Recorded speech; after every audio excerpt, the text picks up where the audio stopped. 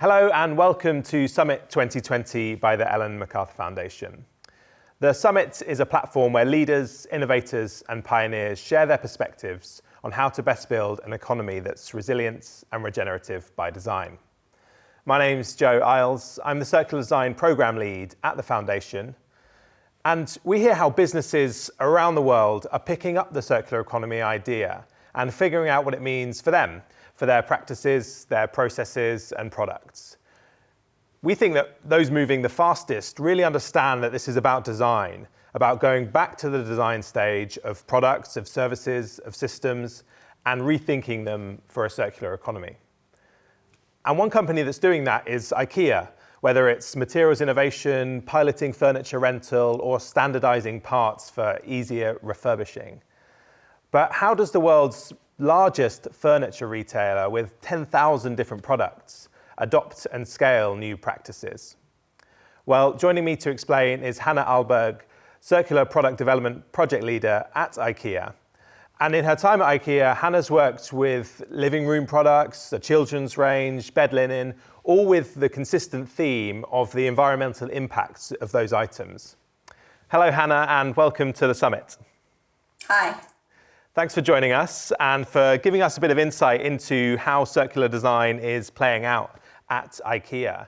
And I guess one place to start would be with some background. What is the story so far? How is the circular economy being adopted at the design stage at IKEA? Well, IKEA has had a linear business model for the last 75 years, and we're now moving into a circular model. And ever since the beginning, when Ingvar started IKEA as a small mail ordering company in 1943, we have the resource-saving kind of thinking. And in the testament of a furniture dealer that Ingvar did 1976, he stated in there that waste is a mortal sin, and smart and more responsible use of resources has been in our DNA since then. 2012, we came out with the first sustainable strategy. And since the world is rapidly changing and calls for even more ambitious actions than we put in that strategy, then now when we relaunched our strategy in 2018, we made a common sustainability agenda for everyone in the IKEA franchise system and value chain. And we also then put in there to become a circular business for 2030. So that's where we are working on right now. I don't think, well, I certainly hadn't appreciated that there was that longer legacy, or the roots of this way of thinking could be traced back for a number of decades. Obviously, in the past 10 years or so, we're seeing this surge of circular economy momentum with new, as you say, new commitments and practices being adopted, new pilots. Could you tell us a bit about the circular design approach and how that works? Yeah. Well, we have, as you said, around 10,000 products in our range, and they're all built up from different material compositions. They all have different function, price, and styles. And when we start designing products, we always start from our democratic design. And we're now trying to move from designing great products into actually designing circular products. So with our circular design principles, we're trying to inspire our product development teams to think circular. And maybe I can explain a little bit about our design principles, circular design principles. We have 8 circular design principles, where 2 applies to all products. That's designed for renewable and recycled material, and designed for standardization. And for the other ones, they're dependent on what kind of circular loops the products will have to go through. And in this journey to try to design circular products, we have learned a lot. And we have a circular design guide. And we have just launched the third version of that design guide. In the first version, there were very high level goals and very hard to measure. So when we are now launching the third design guide, we have changed some of the principles, because when we're learning along this journey, we realized that some of the principles were not actually totally used or correct. And to give you an example of that, we started out with a principle that was to design for assembly and disassembly. And we've actually changed that to design for disassembly and reassembly. Because we learn when working with the customers and making it possible for the customers to keep their products as long as possible, they need to be able to change that product or bring that product with them in their changing life situations. And then when you move with a product, you actually need to disassemble it, but then you need to be able to reassemble your product without it breaking. So then we realized that instead of assembly and disassemble, it's better to have disassemble and reassemble. Because assembly, we're already really good at with our assembly instructions and so on. And I'm sure that's something that a lot of people could relate to, that moment when they're moving house and a piece of furniture was too big to fit through the door. It was flat packed on the way in, but too big on the way out. And that's a time when a lot of furniture could end up as waste. Yeah. And what the impression I'm getting here as well is that you mentioned, I got a sense of different approaches or strategies for all of those 10,000 products, or a range of different strategies. And I think that's something that, again, is an important step. When people think of furniture, they maybe just think long lasting is the holy grail, but actually it's more complex than that. Yeah. When we are designing our products, as I said, we always start from democratic design. And the areas in there is form, function, price, and quality, and sustainability. So we've actually had sustainability for a long time in our product development. But it's just recently that we stated the circular design principles. And many of those, or already in democratic design, we have many of those already integrated. The design principles are already integrated there. For example, when we make products, we make flat pack products, standardized fittings, care instructions, and we are considering the material a lot. And on the subject of product lifespan, that's not featured particularly heavily in the guide. Why is that? Well, actually, the design for lifespan was one of our principles when we started this journey. But we realized that you have to think about lifespan so much earlier than when you go into the principles. So to be able to set a lifespan for a product, you have to look at that product and see which circular loops that product will go through. So reuse, refurbishment, remanufacture, or recycling.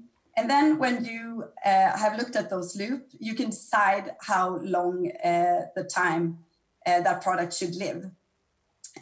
So then after you've done that, after you've set the lifespan early in the project, then you can go in and look at your different principles. So that's why it's actually very important to do this in the beginning of a product.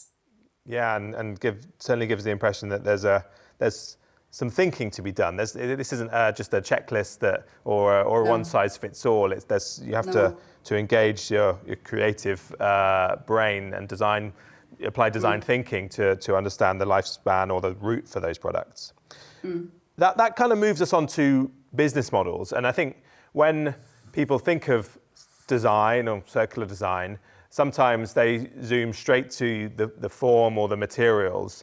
But business model design is really important as well. So what's the connection for you and for IKEA between product design and business models? Well, I mean, here it's really important that the whole system enables circularity. Because what's the use of for us to design circular products if they're not handling in that way? You can take an example of a recycled plastic bag that ends up in landfill. It bears the same environmental impact as any other plastic product that would end up there. So if we design for reuse, refurbishment, remanufacture, and recycling, and it's not handled that way from the customers, then we have a big issue. So we want to make our products to live as long as possible. And we've understood that it's really important to involve the customer in this. And we want our customers to adopt circular behaviors. So we're right now working on setting the preconditions for this. To prolong the life of the product, we need, for example, to expand our spare part offer.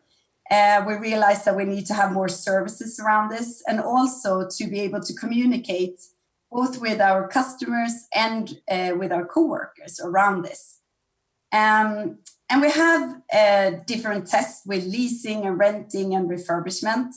And it's also become very obvious for us that in those cases, standardization and optimization is a huge, it makes a big impact. And here it's also about spare parts. And then it's, of course, to design the products according to this. We also have a huge opportunity because we have our whole value chain under our umbrella.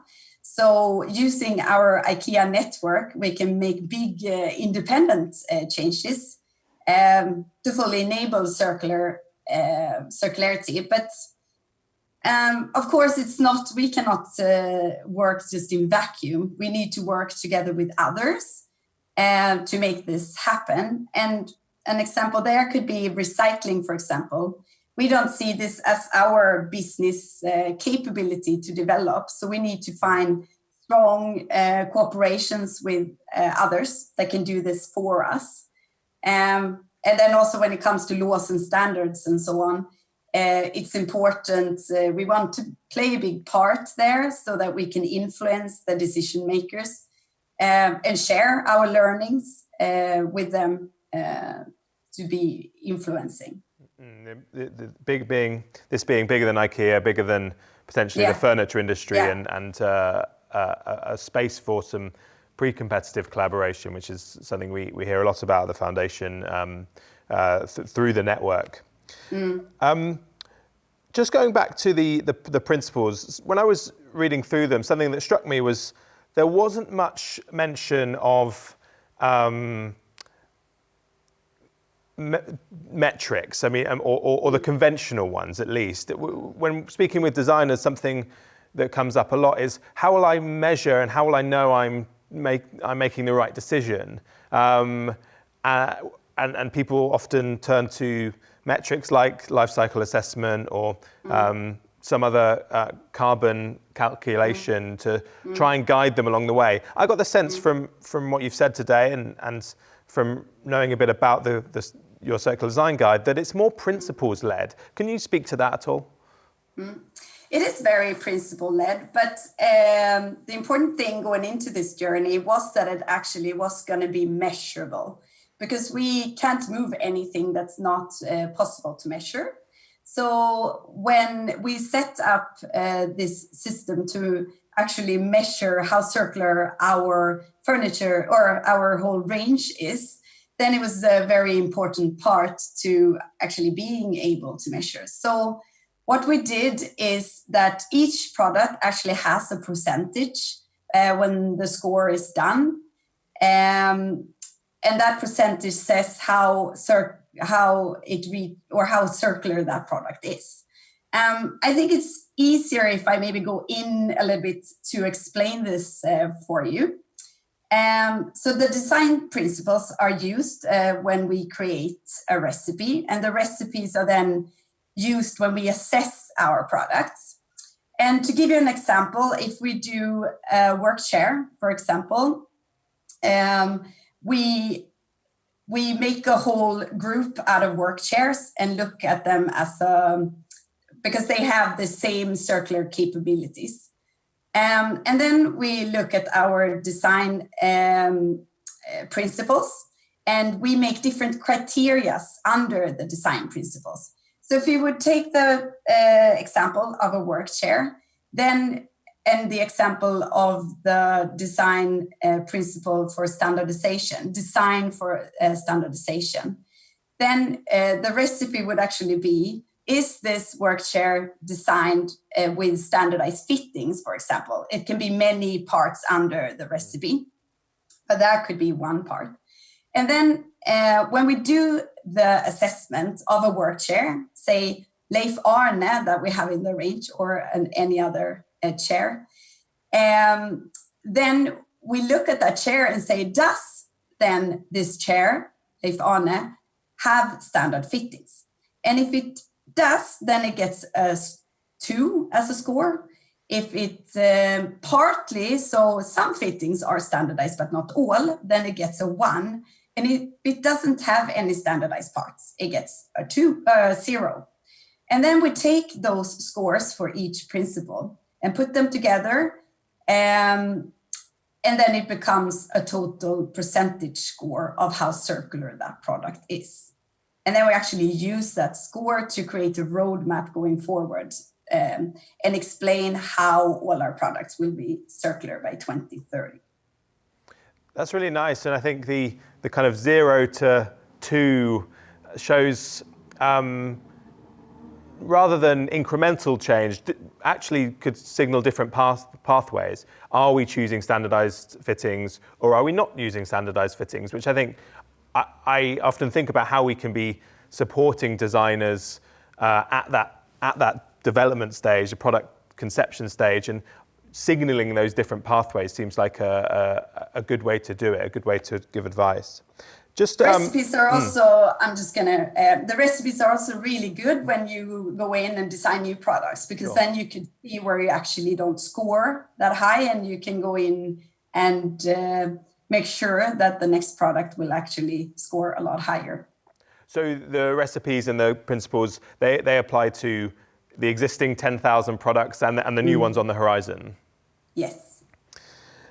Now, thinking about all the other designers and creative people that may be watching this and on a similar journey, maybe a few paces behind you and IKEA on the journey, but on the same road nonetheless.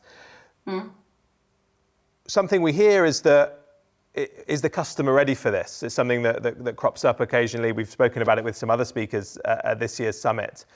How do you think about your relationship with the customer, and whether you're offering something that is circular that they didn't even know they wanted yet, or waiting for them to see the demand? How do you think about that? Well, our aim here is to make it as simple as possible for the customer. We always, of course, want to put the customer in focus with our vision, a better everyday life for the many people. This is super important for us.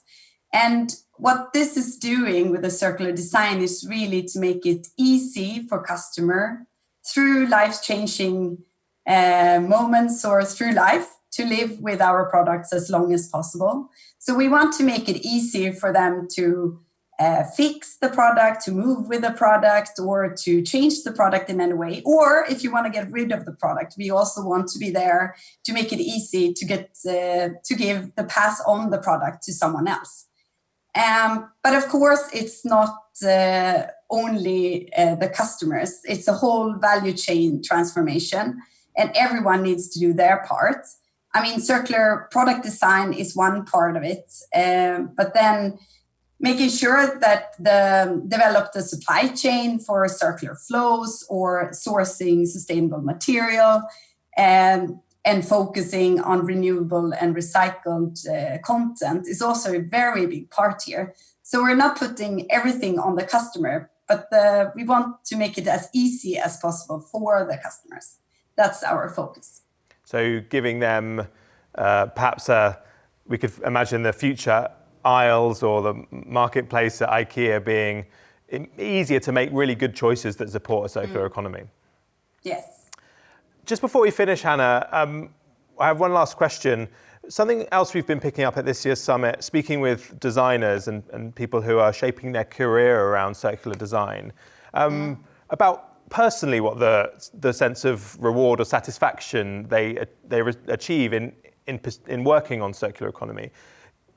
I was reading your bio beforehand, and I know that you're passionate about the outdoors and the environment in which you live. Can you say anything about that? What this brings to you, being able to work on circular economy day to day? Well, 2015, I moved abroad. I moved to Shanghai, and I then got to realize how it is to live in a world that's actually not functioning when it comes to breathing the air.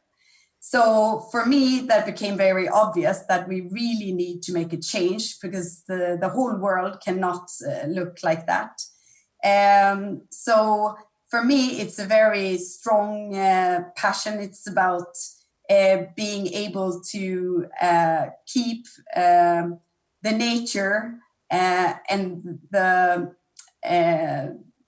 everything like it is, or make it better. And I felt a strong connection that I can't keep on making more products that goes into the world that will not be taken care of, or will not, nobody would take responsible for. So working for IKEA and being into this circular transformation really makes me feel proud. And it's, I go to work every day and it feels like we can really make a difference. Thanks, Hannah. And I hope that story, or a snippet of your story, is something that either resonates with people watching, or that they can aspire to in their own company, or as they reach a juncture in their career.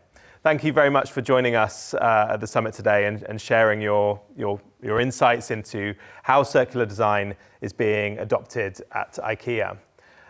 And I hope you watching have maybe picked up some tips, maybe some inspiration about how you can accelerate circular design innovation in your business.